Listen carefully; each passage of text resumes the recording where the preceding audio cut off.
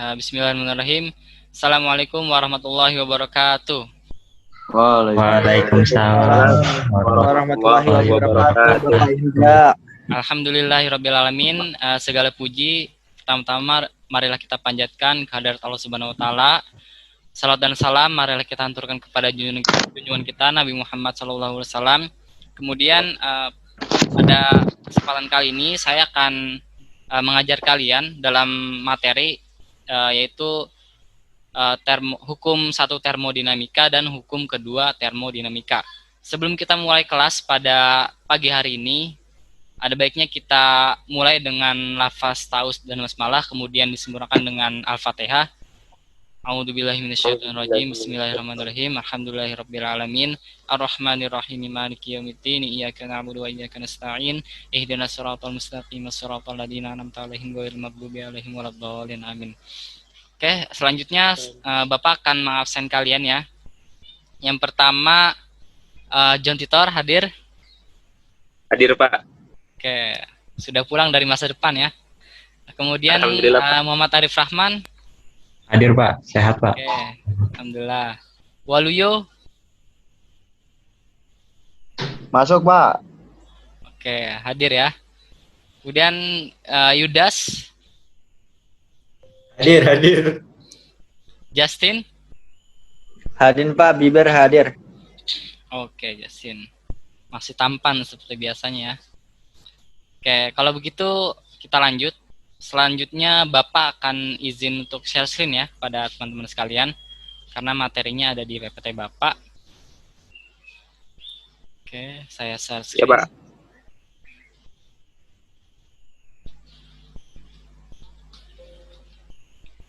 Apakah sudah terlihat? Sudah Pak. Sudah, Pak. Ya, terlihat, Oke, Pak. jelas ya.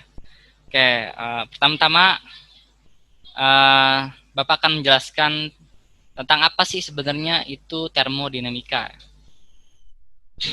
Jadi dari katanya sendiri, termo itu kan artinya panas ya. Kemudian dinamika itu pergerakan atau perubahan.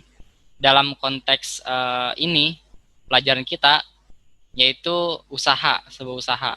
Jadi kalau disimpulkan secara mudah gitu untuk dipahami, termodinamika itulah adalah ilmu yang mempelajari gimana nih caranya manusia itu bisa menggunakan panas untuk menghasilkan usaha yang diinginkan. Nah, ada beberapa contoh supaya teman-teman mengerti dari pengaplikasian termodinamika.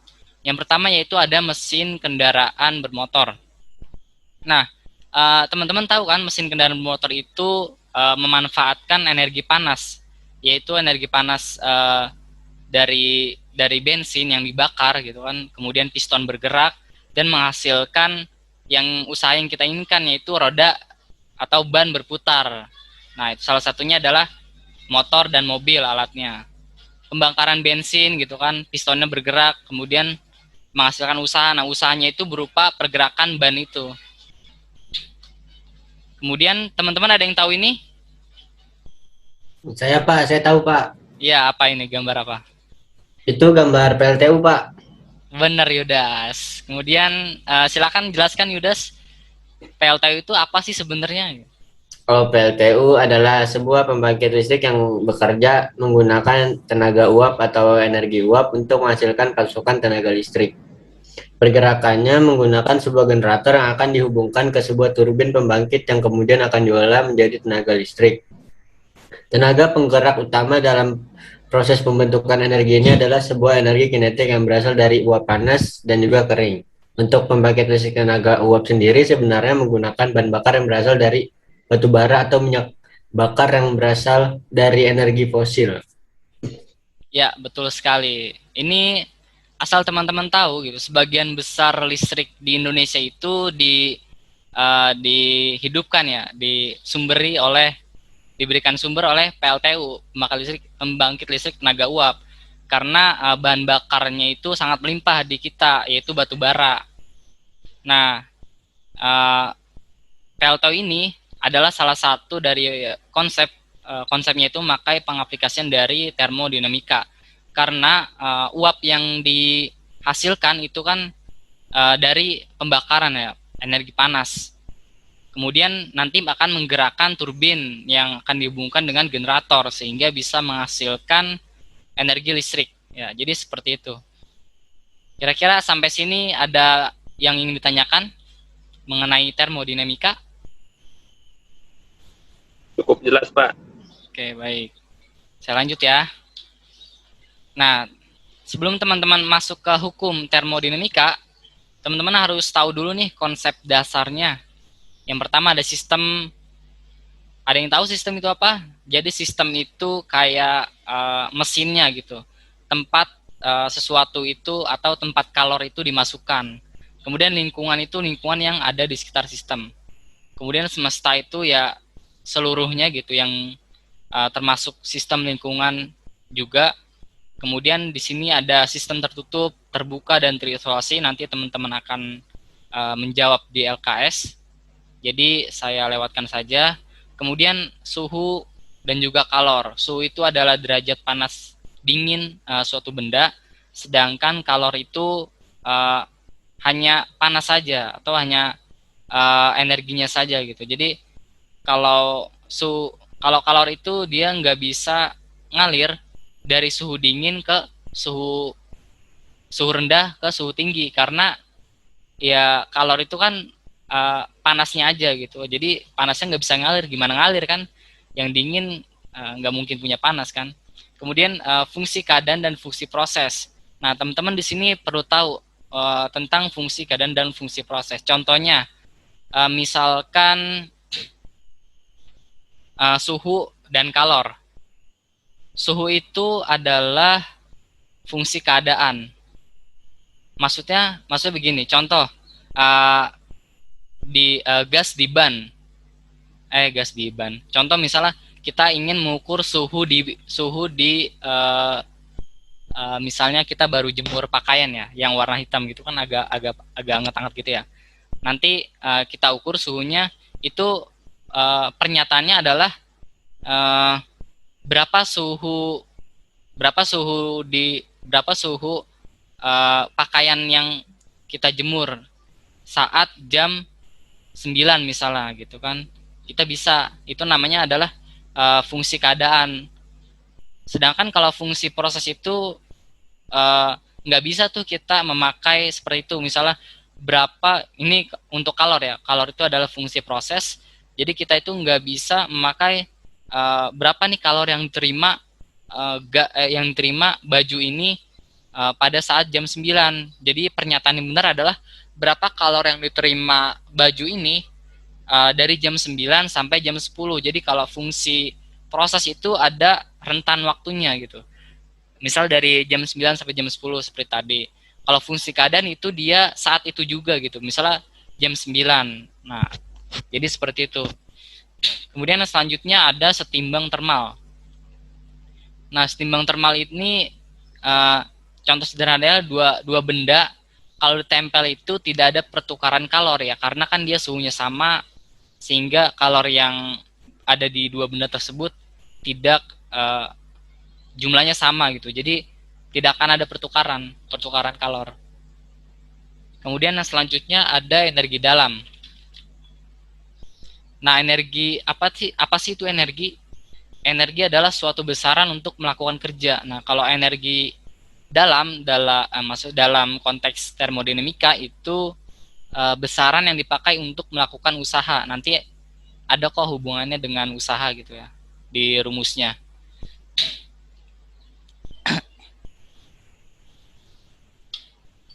Oke, sampai sini dulu. Dari teman-teman ada yang ingin ditanyakan? Ini Dari John cukup. Iya. Kalau memang ada yang kurang jelas, memang ini tidak saya jelaskan semua karena nanti teman-teman akan saya berikan LKS, lembar kerja siswa. Nanti teman-teman di situ bisa nyari jawabannya. Ada soal bisa nyari jawabannya di internet juga gitu kan, tentang konsep dasar termodinamika. Jadi setelah ini filenya sudah saya kirim di grup WhatsApp ya, untuk LKS-nya silakan dikerjakan. Kemudian saya bagi kelompok teman-teman menjadi 2 kelompok. Untuk kelompok pertama itu Yudas dan juga Justin. Ya, Yudas dan juga Justin. Bentar. Oke. Yudas, Justin, dan Waluyo untuk kelompok pertama. Nanti akan mengerjakan 3 soal. Kemudian kelompok kedua, soalnya itu tentang hukum 1 termodinamika. Kemudian, nah ini soalnya sudah saya berikan juga di grup WhatsApp. Nanti saya kasih waktu selama 20 menit untuk mengerjakannya. Kemudian nanti kita bahas bersama. Dan untuk kelompok 2 itu tentang hukum 2 termodinamika. Soalnya juga seperti ini, ada 3 juga. Oke. Siap, Bapak. Justin siap. Kalau begitu, saya akhiri sesi pertama ini. Nanti kita masuk lagi setelah teman-teman mengerjakan LKS dan juga soal ini untuk kita bahas bersama. Terima kasih. Saya tutup ya. Assalamualaikum warahmatullahi wabarakatuh. Waalaikumsalam warahmatullahi Wabarakatuh. Baik, Pak. Selamat, Pak.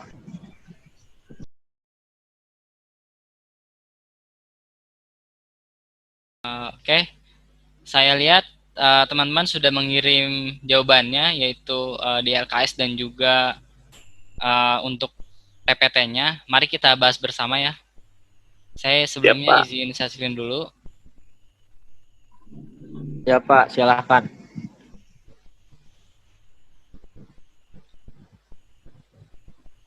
Sebentar, ini ada kendala. Saya screen. Ini share. Oke. Gimana teman-teman, sudah kelihatan? Sudah, Pak, Pak. sudah. Oke, yang pertama kita akan bahas adalah soal hukum 1 termodinamika yang nomor 1. Itu adalah kelompoknya Justin, Yudas, sama Waluyo ya. Mohon dipersiapkan. Pertama saya ingin dengar nih pendapat Justin. Kira-kira jawabannya apa? Iya, Pak. Pernyataan yang benar dari pernyataan berikut ya, Pak. Itu tiga-tiganya benar, Pak. Pernyataan 3 1, 2,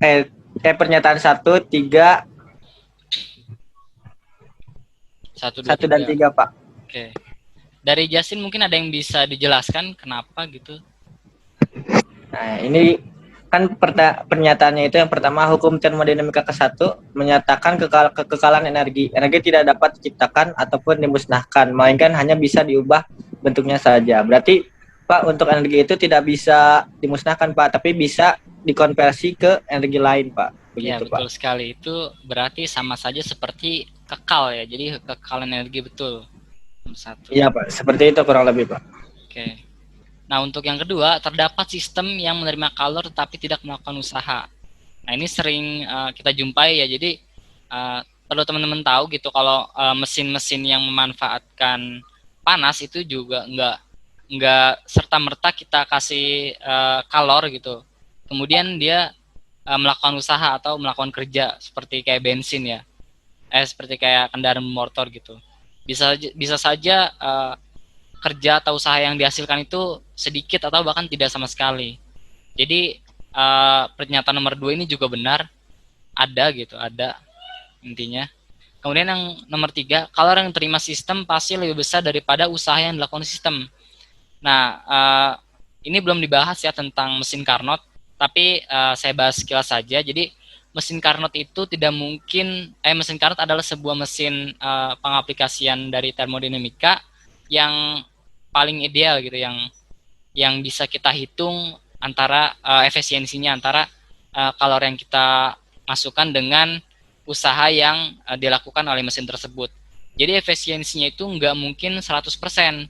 Misalnya kita ngasih kalor 50, kemudian usaha yang dilakukan juga 50, nggak segitu. Jadi bakal berkurang gitu.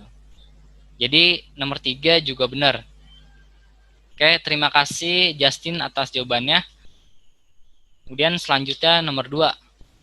Di antara pernyataan berikut, pernyataan yang benar adalah, oke, saya tunjuk Yudas. Iya Pak, siap. Ya, apa jawabannya Yudas? Jawabannya itu nomor 4 Pak. Yang benar nomor 4 aja. Kenapa kira-kira? Karena emang energi dalam fungsi keadaan. Mungkin ada yang bisa dijelaskan dari keempat pernyataan tersebut?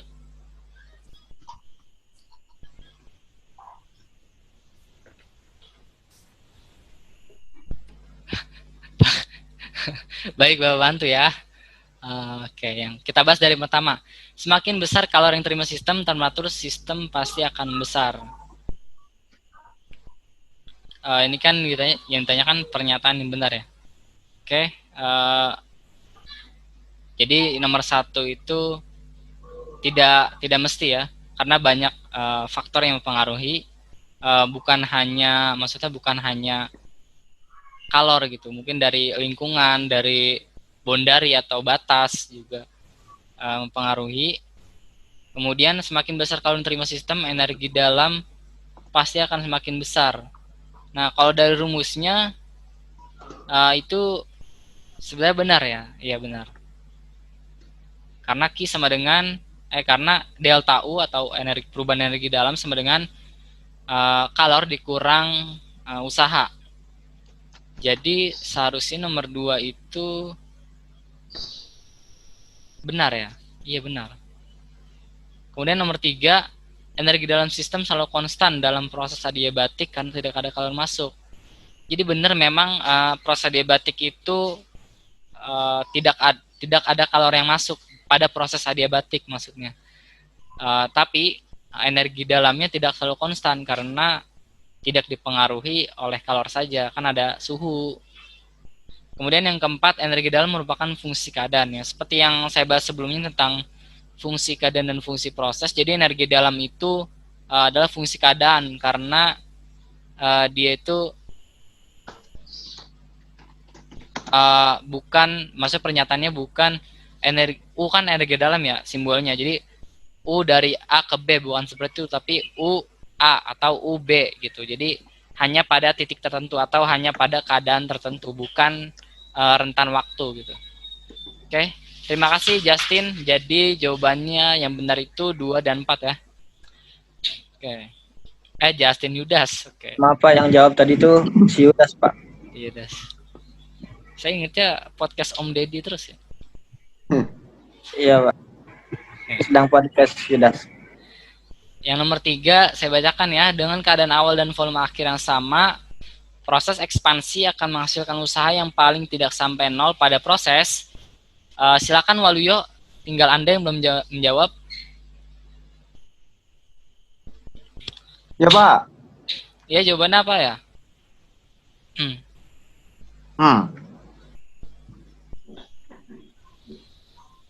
Proses ekspansi akan menghasilkan usaha yang paling tidak sampai 0. Berarti kalau kita mengikuti keadaan awal dan akhir adiabatik ya Pak? Ya, jadi sebelumnya sudah dibahas ya kalau adiabatik itu tidak ada pertukaran kalor, namun usaha yang dihasilkan pada proses ekspansinya itu juga tidak sampai 0 walaupun tidak ada pertukaran kalor gitu. Jadi nggak sampai 0 bat tapi sedikit lah gitu, kecil. Oke, yang selanjutnya adalah giliran kelompok 2 tentang hukum 2 termodinamika. Di antara pernyataan berikut 1 sampai 4, pernyataan yang benar adalah, oke, pertama saya tunjuk adalah Muhammad Arif. Iya Pak. Ya, silakan dijawab Muhammad Arif. Dari hasil diskusi kelompok kami itu yang benar itu jawabannya 1, 3, dan 4 Pak. Nah, kira-kira mau ngasih alasannya di salah satu pernyataan? Kenapa kami jawab 1, 3, 4? Karena yang pertama itu hukum 1 termodinamika itu merupakan hukum kekekalan energi. Yang tadi sebelumnya dijelaskan, energi tidak dapat diciptakan dan juga dimusnahkan. Terus kenapa kami milih yang ketiga? Karena efisiensi maksimum dari mesin kalor itu tidak mungkin 100% Pak. karena pasti ada faktor lain gitu Pak yang menyebabkan si mesin itu tidak 100%. Terus yang keempat itu tidak mungkin ada kalor yang mengalir dari suhu rendah ke tinggi Pak tanpa ada usaha dari luar Pak. Jadi kalau mau mindahin kalor dari rendah ke suhu tinggi itu perlu bantuan gitu Pak. Nah, oke. Saya rasa cukup komplit ya, cukup jelas penjelasan dari Muhammad Arif. Jadi saya tidak akan membahasnya. Oke, yang selanjutnya nomor 2. Di antara pernyataan berikut, pernyataan yang benar adalah, oke, silakan John Titor. Oke, untuk soal nomor 2, di hasil supaya pemahaman juga dari pernyataan yang benar itu pernyataan 1, 3, dan 4, Pak. Kira-kira ada yang mau dijelaskan dari salah satu pernyataan? Mungkin saya mau coba menjelaskan soal yang pernyataan ketiga, Pak, di mana yang ketiga di mana mesin mobil itu secara irreversible ya, berarti sistemnya itu nggak berulang gitu Pak ya, secara irreversible. Mungkin untuk lengkapnya juga saya belum terlalu tahu Pak ya, soalnya kan yang dijelasin juga belum terlalu jelas tentang irreversible gitu. Oke, terima kasih jawabannya John Titor. Baik, kita bahas dari yang pertama ya. Proses reversible merupakan proses ideal yang tidak ada di dunia. Oke. Kemudian yang kedua, S yang mencari merupakan proses reversible. Jadi pernyataannya sebenarnya sudah dijelaskan ya yang di sebelumnya tentang reversible itu artinya dapat diulang gitu. Kalau irreversible itu tidak dapat diulang gitu, atau dibalik, tidak dapat dibalik ya. Jadi kalau S yang mencari itu merupakan proses irreversible ya, karena nggak bisa dibalik dari air ke es gitu. Ya bisa, tapi harus ada usaha dari luar seperti yang dijelaskan oleh Muhammad Arif sebelumnya.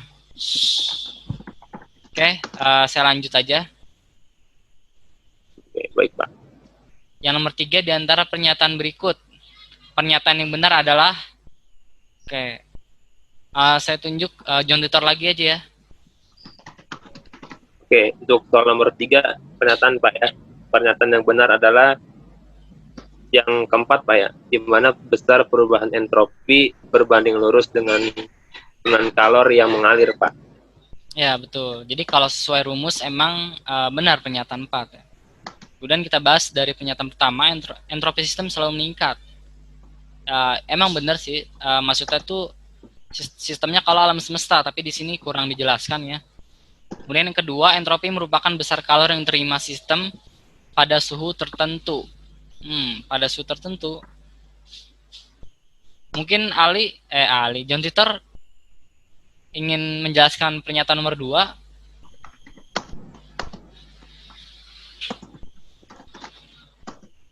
Untuk lebih jelasnya saya masih kurang paham Pak. Oke. Jadi nomor 2 itu benar ya, sepertinya benar. Besar kalor yang diterima sistem pada suhu tertentu. Kemudian nomor 3, hukum 2 termodinamika menyatakan bahwa entropi alam semesta selalu berkurang. Jadi sebenarnya harusnya selalu bertambah ya, teman-teman. Oke, yang 4 tadi sudah dijelaskan. Segitu saja mungkin soal yang bisa kita bahas pada pertemuan kali ini. Baik teman-teman, karena waktu kita tinggal sedikit, jadi Bapak akan simpulkan materi yang telah kita pelajari pada hari ini, yaitu tentang termodinamika. Nah, termodinamika itu adalah ilmu yang mempelajari gimana manusia itu bisa menggunakan panas untuk menghasilkan usaha yang diinginkan. Contohnya seperti mesin kendaraan bermotor yang kita kasih bahan bakar berupa bensin, kemudian bensin itu dibakar sehingga menghasilkan panas, dan panas itu diolah lagi oleh mesin sehingga menghasilkan gerakan. Nah, gerakan itu adalah usaha yang manusia inginkan, sehingga mesin kendaraan bermotor ini termasuk dari pengaplikasian hukum termodinamika. Kemudian selanjutnya contoh lainnya adalah PLTU atau pembangkit listrik tenaga uap. Di sini kita memberikan batu bara atau bahan bakar fosil kemudian dibakar untuk menghasilkan panas. Panasnya tersebut dihubungkan dengan air, kemudian airnya menguap dan uap tersebut memutar turbin yang dihubungkan ke generator sehingga bisa menghasilkan energi listrik. Nah, selanjutnya hukum 1 termodinamika itu menyatakan tentang kekekalan energi, yaitu energi tidak dapat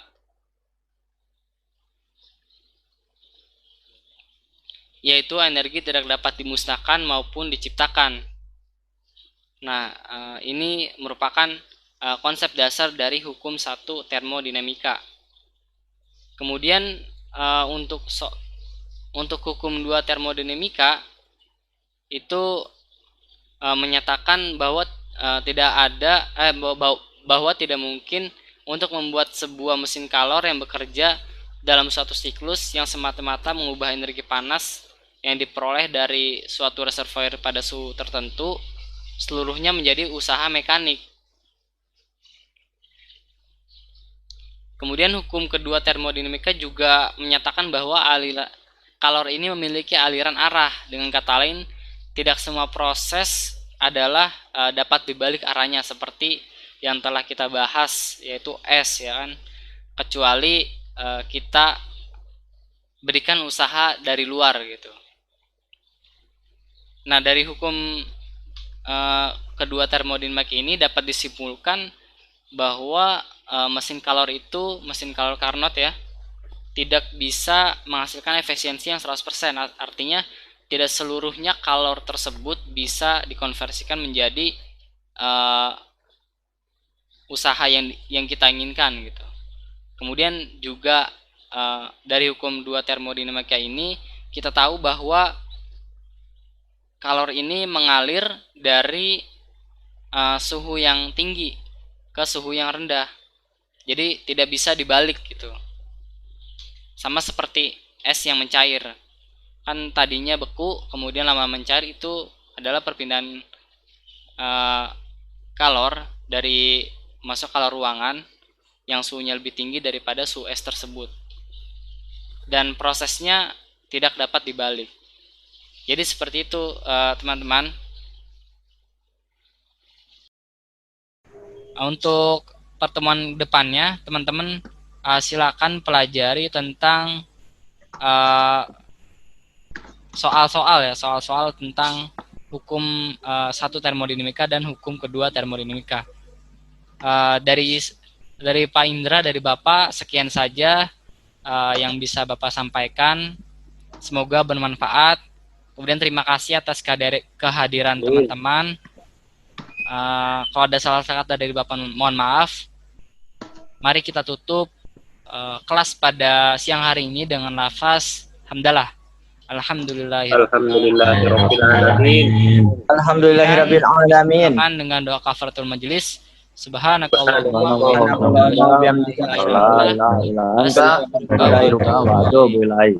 Assalamualaikum warahmatullahi wabarakatuh. Waalaikumsalam warahmatullahi wabarakatuh.